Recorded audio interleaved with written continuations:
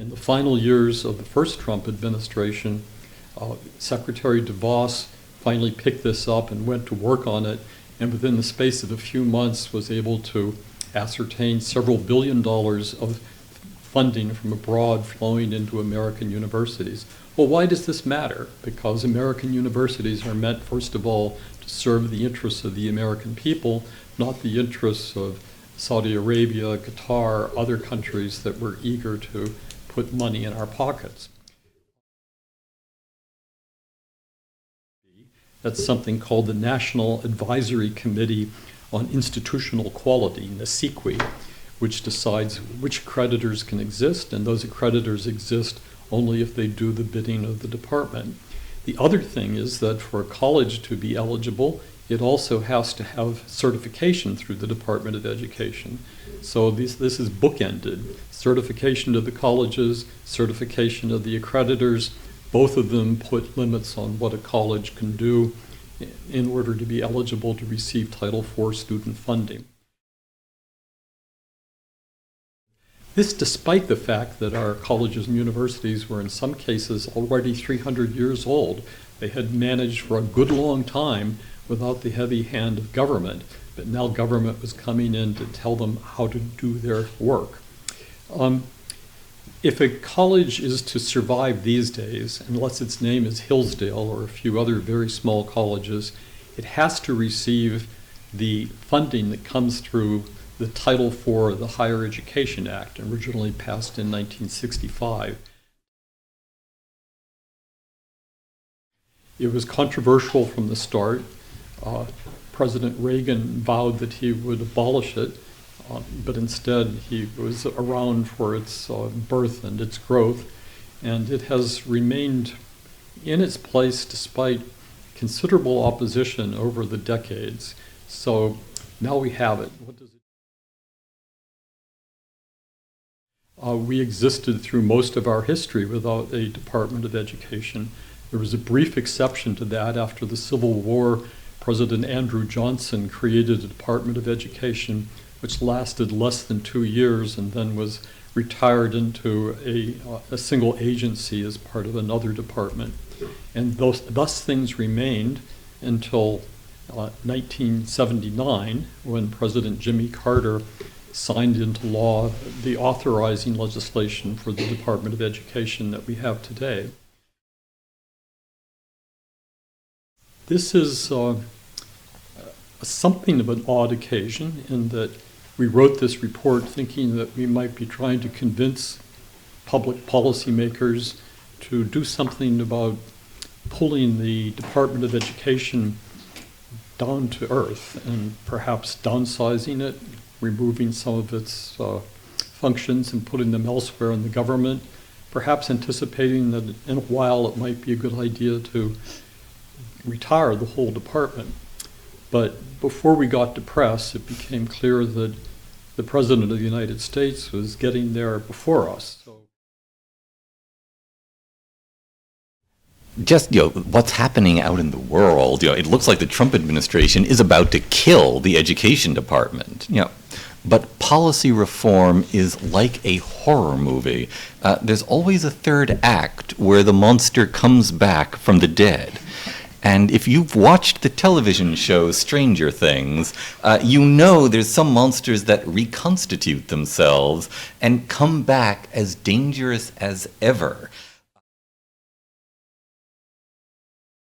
The education department bureaucracy is one of those monsters. So we need to be sure we have the right weapons. The policy reform equivalent of a Swiss Army knife that has a silver bullet, a stake, and a vacuum cleaner. A DEI minotaur lurks in just about every education department, office, and regulation. The monsters bite, poisons, and infects. The Education Department imposed a resolution agreement on rapid city area schools in South Dakota, which required it to hire a director of positive school climate. The height of the crescendo hit this music teacher's school year when he was assaulted and chased out of the school building by a student. He never returned to work. He didn't feel safe, and his administration could not guarantee that the student would be removed from the school.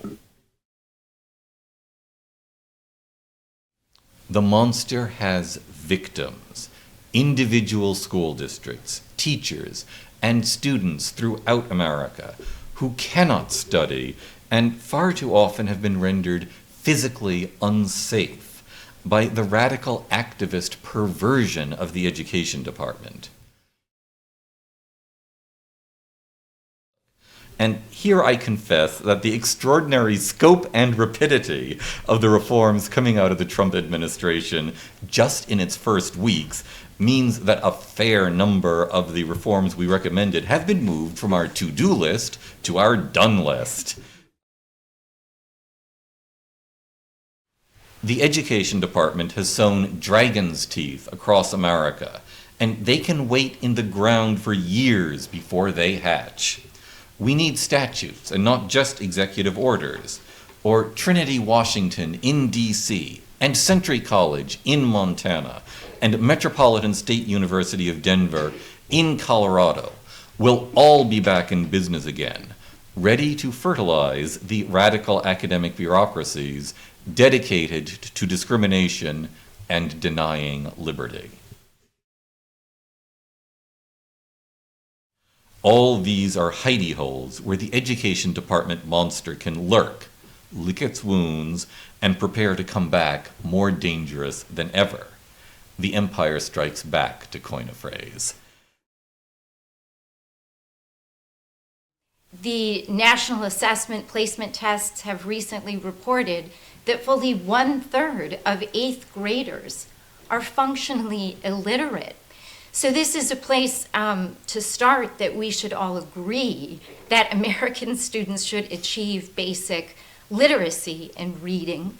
But second, financial literacy, certainly for graduates of high school and our post-secondary schools, and the student loan crisis with the astronomical delinquencies and defaults on student loans show that even American college graduates do not have basic mathematical or financial literacy.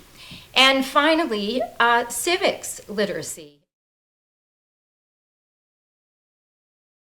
American education has been a big failure.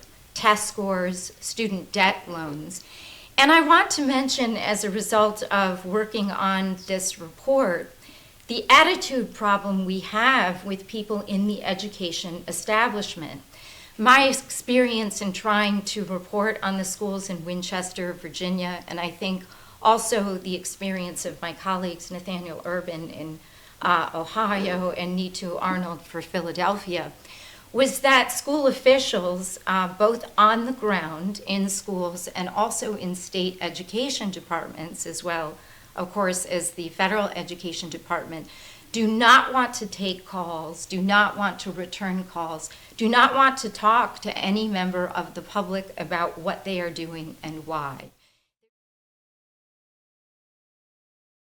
One qualification, there's always a segment of the American student population that does okay, but that's possibly more a reflection on culture and home life than it is on our educational institutions. And in any event, the members of the education establishment certainly have a lot of explaining to do. Title IX is a very good example of how giving them an inch, they take a mile. The Title IX policy that Congress enacted in 1972 seemed benign and innocent to ensure educational opportunity for women, but the Education Department in Washington, D.C. has used that, as David Randall has explained, to radicalize the college campus, to advance militant feminism, and to completely gut the principles of due process by presuming guilt when a female student accuses someone of sexual harassment or sexual assault, withholding evidence, and not allowing for cross-examination and in many instances of appeal.